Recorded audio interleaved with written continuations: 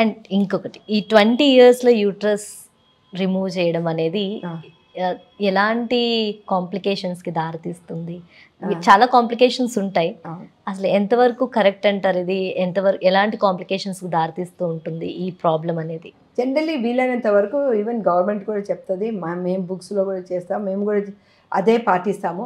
40 ఇయర్స్కి ముందు వీలైనంత వరకు లేడీస్కి యూట్రస్ తీయం. వీలైనంత వరకు వాళ్ళకి ట్యాబ్లెట్స్ ఇచ్చి మెరీనా పెట్టి ఏదో ఒకటి ప్రతిమినాలు వాడి వాళ్ళకి 40 ఏళ్ళు దాటేటట్టు చేస్తాం. ఎందుకంటే ఒకసారి మనము యూట్రస్ తీసేసామనుకోండి, ఓవరీస్ మనం లోపల ఉంచినా ఆ ఓవరీస్ యొక్క జీవన ప్రమాణము ఒక 2 ఇయర్స్ తగ్గిపోతుంది. ఓవరీస్ లోపల ఉంచినా కూడా. సో దేర్ఫోర్ అది టోటల్గా తగ్గిపోయే అవకాశం ఉంటుంది. మెనోపాజల్ సిమ్టమ్స్ తొందరగా వచ్చే అవకాశం ఉంటుంది.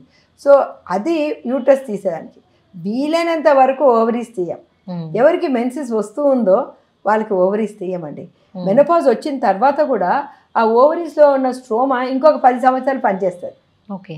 అది మనకి నడుము నొప్పులు రాకుండా, ఈ బోన్స్లో ఆస్టియోపోరోసిస్ రాకుండా కాపాడుతూ ఉంటుంది. సో వీలైనంత వరకు అసలు ఓవరీస్ తీయమే టు మెన్స్ట్రుయేటింగ్ ఉమెన్, మెన్సెస్ వచ్చే ఉమెన్కి అట్లా తీయం. సో ఫైనల్ క్వశ్చన్ మ్యామ్, ఒక మహిళ ఆరోగ్యంగా ఉండాలి అంటే న్యూట్రిషన్ పరంగా ఎలాంటి ఫుడ్ తీసుకోవాలి?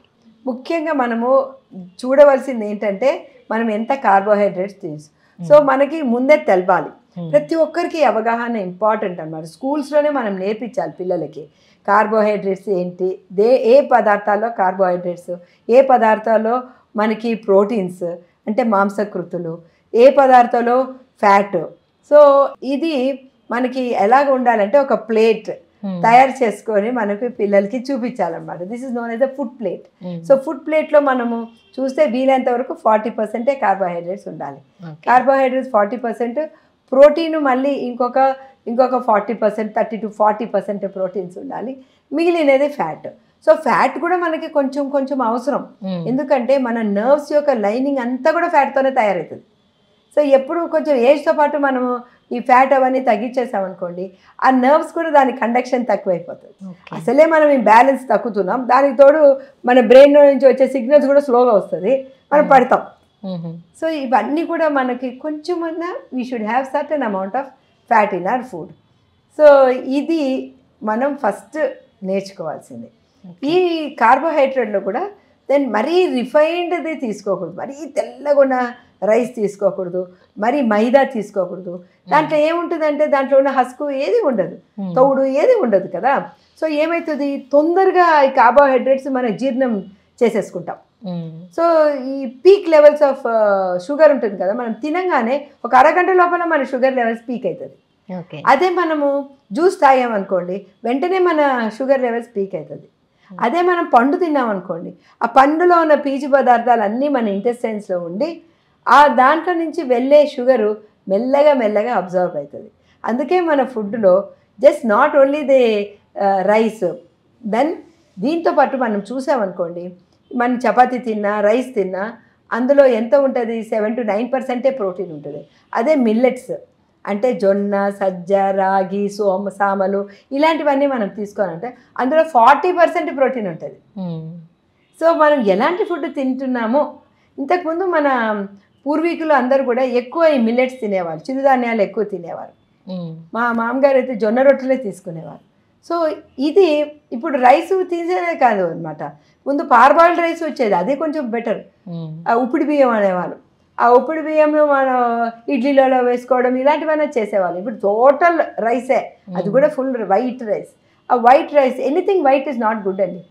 మంచి వైట్ రైసు, మైదా వైట్, తర్వాత షుగర్ వైట్, సాల్ట్ వైట్, స్వీట్లు మరీ స్వీట్స్గా ఉన్నది వైట్. సో ఇవన్నీ టూ మచ్ వైట్ మంచిది కాదు.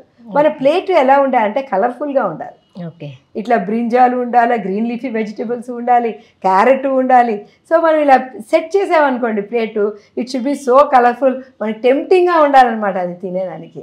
సో ఇవి మనం చూసుకోవాలి. కార్బోహైడ్రేట్ వీలైనంత వరకు వెరీ అంటే తొందరగా జీర్ణమయ్యే కార్బోహైడ్రేట్స్ తీసుకోకూడదు. కొంచెం స్టార్చ్ ఉండాలి.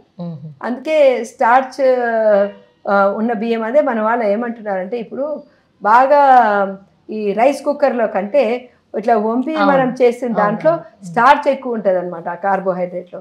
అది బెటర్ మన ఆరోగ్యానికి. So and also some brown rice ఇలాంటివి దేంట్లో అంటే, లేదా సగం పాలిష్ తీసేసిన రైస్ ఇలాంటివి బెటర్. ఎందుకంటే స్లోగా అబ్జర్వ్ అవుతుంది సిస్టంలో, ఒక్కటేసారి పీక్ అవ్వదు షుగర్ లెవెల్స్.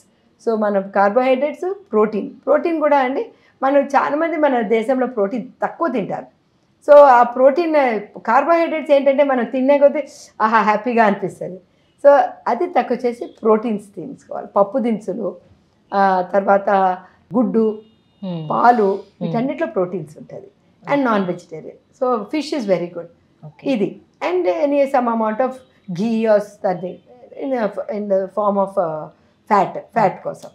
సో ఇలాగా ఫుల్ బ్యాలెన్స్డ్ డైట్ తీసుకొని, ఫుల్ బ్యాలెన్స్డ్ ఎక్సర్సైజ్ చేసుకొని, మీకు ఒకటే రకం ఎక్సర్సైజ్ చేయాలనుకుంటే మీకు బోర్ కొడితే రోజుకొక ఫార్మ్ ఆఫ్ ఎక్సర్సైజ్ చేయండి. తర్వాత దీంతో పాటు ఒక ఎక్సర్సైజే కాదు, దీంతో పాటు మెడిటేషన్ కూడా చేయండి. ఇవన్నీ చేసేదానికి మనకి మనోబలం ఉండాలా, సో మెడిటేషన్ చేయండి. And take care of your not only diet and all, mind and body. ఇవన్నీ చేసి plus your social being. So మనము సొసైటీకి కూడా కొంచెం కొంచెం ఇస్తూ ఉంటే, మనకి రిసీవ్ చేసేదానికంటే మనం ఇచ్చి ఇంకొకరు హ్యాపీగా ఉంటే మనకి ఇంకా సంతోషం ఉంటుంది. So don't deny yourself that happiness. And spiritually కూడా do whatever you can to become spiritually strong. ఇవన్నీ మనం చేస్తే అప్పుడు మనం హోలిస్టిక్ బీయింగ్గా ఉండి హ్యాపీగా ఉండగలం. మనల్ని చూసి మన పిల్లలు కూడా ఆటోమేటిక్గా అలాగే తయారవుతారు.